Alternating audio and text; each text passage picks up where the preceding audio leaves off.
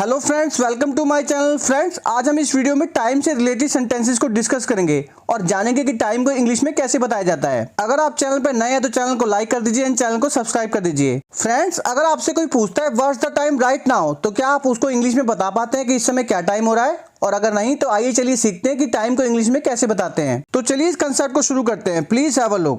साढ़े को इंग्लिश में बोलते हैं हाफ पास्ट। चलिए इसे एक एग्जांपल समझते हैं। जैसे अगर आपको बोलना है 3:30 बज रहे हैं, तो आप बोलेंगे इट्स 3:30। सवा को इंग्लिश में बोलते हैं क्वार्टर पास्ट। तो अगर आपको किसी को बताना हो कि 3:15 बज रहे हैं, तो आप बोलेंगे इट्स 3:15। पौने को बोलते हैं 2:15। अगर आप किसी को बताना चाहते हैं कि 2:45 बज रहे हैं, तो आप बोलेंगे इट्स 2:45। क्या बोलेंगे? इट्स 2:45। और अगर आपको बताना हो कि 3 बज रहे हैं, तो आप बोलेंगे इट्स 3 o'clock। जब कभी भी आपको कंप्लीट टाइम बताना हो तो आप ओ क्लॉक वर्ड का यूज करेंगे। आइए इस कंसेप्ट को एक डायग्राम की हेल्प से समझने की कोशिश करते हैं। जो एक क्लॉक होती है उनमें दो नंबर्स के बीच 5-5 मिनट का गैप होता है। जब सुई 1 पे आएगी तो आप बोलेंगे इट्स 5 past डैश। इसका मतलब डैश बजकर 5 मिनट हो गए हैं। और जब सुई 2 पे आएगी तो आप बोलेंगे इट्स 10 past डैश। इसका मतलब है डैश बजकर 10 मिनट हो गए हैं। और सुई जब 3 पे आएगी तो आप क्वार्टर पास्ट वर्ड का यूज करेंगे और बोलेंगे इट्स क्वार्टर पास्ट डैश। इसका मतलब है डैश बजकर 15 मिनट हो गए हैं। और जब घड़ी की सुई 4 पे आएगी तो आप बोलेंगे इट्स 20 past डैश। इसका मतलब डैश बजकर 20 मिनट हो गए हैं। इसी तरीके से जब सुई 5 पे आएगी तो आप बोलेंगे इट्स 25 past डैश। इसका मतलब है डैश बजकर 25 मिनट हो गए हैं। और घड़ी की सुई जब 6 पे आएगी तो आप हाफ पास्ट वर्ड का यूज करेंगे और बोलेंगे इट्स हाफ पास्ट डैश। इसका मतलब डैश बजकर 30 मिनट हो गए हैं। लेकिन जैसे ही सुई 7 पे आएगी तो आप पास्ट वर्ड का यूज ना करके टू वर्ड का यूज करेंगे और बोलेंगे इट्स 25 to डैश। इसका मतलब ये है कि डैश बजने में भी 25 मिनट बाकी हैं। इसी तरीके से सुई 8 पे आने पे आप बोलेंगे इट्स 20 to डैश। इसका मतलब डैश बजने में भी 20 मिनट बाकी हैं।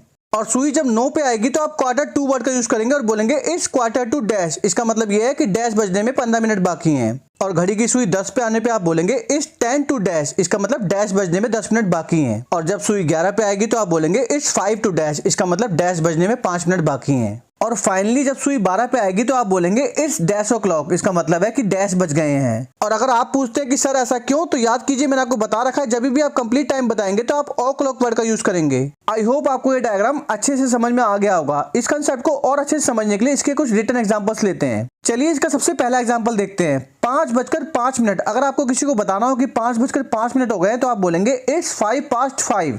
अब इसका सेकंड एग्जांपल समझते हैं।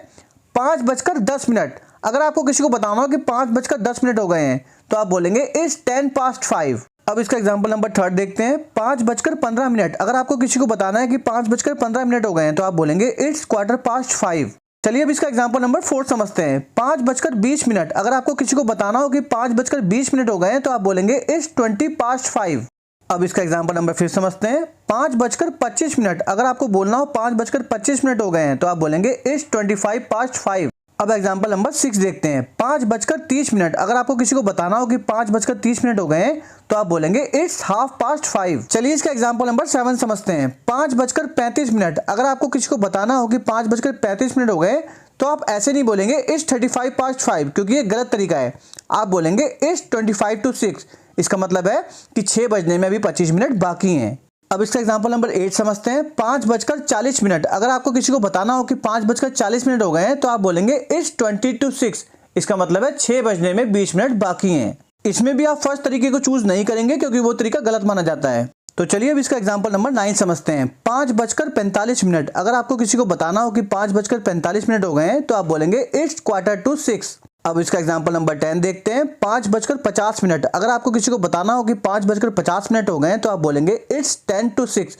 इसका मतलब है 6 बजने में 10 मिनट बाकी हैं। अब हम इसका 11वां एग्जांपल समझते हैं। 5:55। अगर आपको किसी को बोलना हो कि 5:55 हो गए हैं तो आप बोलेंगे इट्स 5 to 6। इसका मतलब 6 बजने में 5 मिनट बाकी हैं। चलिए इस कंसेप्ट का लास्ट एग्जांपल समझते हैं। Example number 12। 6 बज रहे हैं। अगर आपको किसी को बताना हो कि 6 बज रहे हैं तो आप बोलेंगे इट्स 6 o'clock। हम जब कभी भी कंप्लीट टाइम बताते हैं तो हम ओ क्लॉक वर्ड का यूज करते हैं। आई होप आपको ये कंसेप्ट अच्छे से समझ में आ गया होगा और मैं आपको विश्वास दिलाता हूं कि अगर आप इस वीडियो को पूरा देख लेंगे तो आपको किसी को भी इंग्लिश में टाइम बताने में कोई प्रॉब्लम नहीं होगी। इस वीडियो को पूरा देखने के बावजूद भी अगर किसी भी स्टूडेंट को कोई प्रॉब्लम होती है तो आप मुझे कमेंट बॉक्स में लिख के पूछ सकते हैं।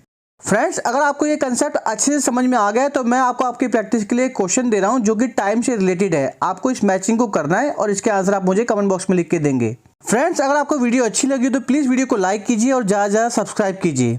Thanks for watching this video. Friends, if you like this video, please like, subscribe and share my channel. Please like and subscribe my channel for more video like this.